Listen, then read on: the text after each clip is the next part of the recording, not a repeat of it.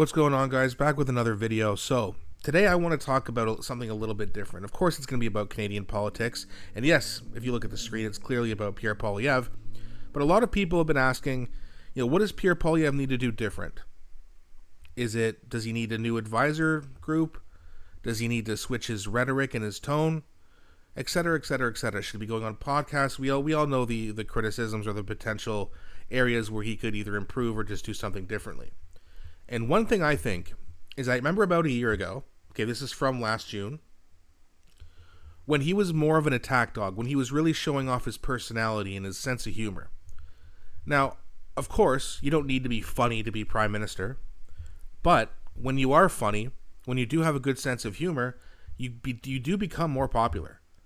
And in order to win an election, you need to be popular. You need to get more attention. And I think that helps him do that. So I'm going to show you an example here in just a second. But in terms of, showing off more of his personality, who he really is, and really, really going after the Liberals, I think that would help him with younger people. I think it would help with enthusiasm amongst his support.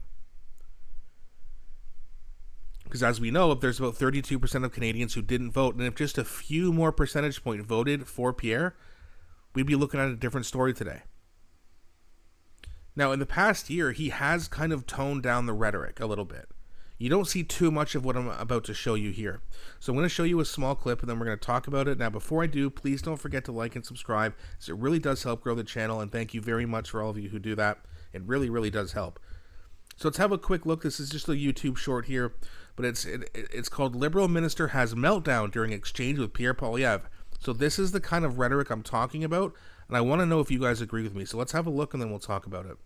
Amend her bill to ensure that not a single welder anywhere in Canada will be forced to pay this tax increase. Yes or no? Mr. Speaker, on this side of the House, can you believe they voted against tax fairness, Mr. Speaker? Okay.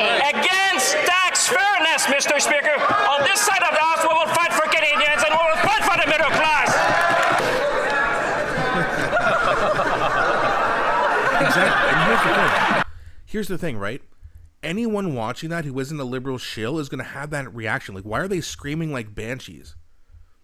So Pierre's kind of looking around like, what's going on here? Are they okay over there? A little wacky. I won't call them wacko, Mr. Speaker. That's unparliamentary. But I just have a very simple question. And this is for the finance minister if she's not still in hiding. Very simple question. She said she doesn't want welders to have to pay more. Will she put an amendment in her tax bill saying that not one single welder will face a tax increase? You see what I mean?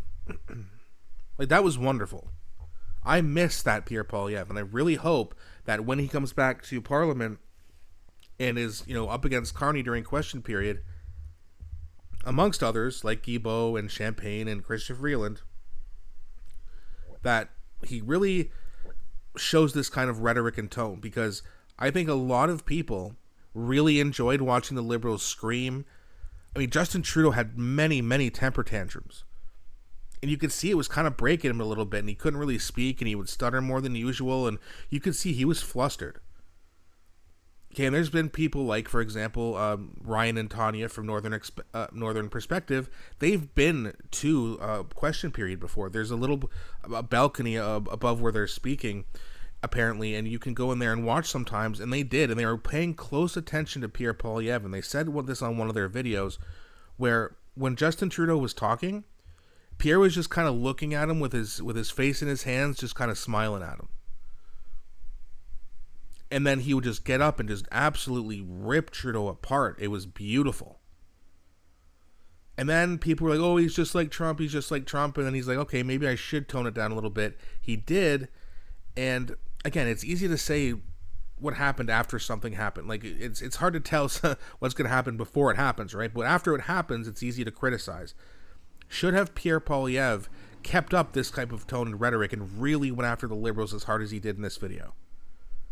Because I think if he gets back in there and he's just roasting Carney and Freeland and all those Liberal minister cabinet clowns, I think they're going to get flustered again.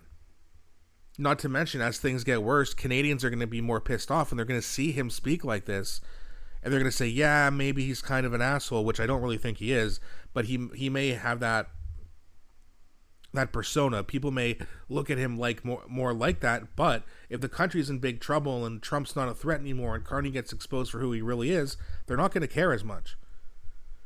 But when Trudeau, who was a dickhead and no one really liked, got switched out for Carney, I think a lot of Canadians like, oh, he's a nice old man and, you know, he'll be good. And it's just, that's not what we need right now.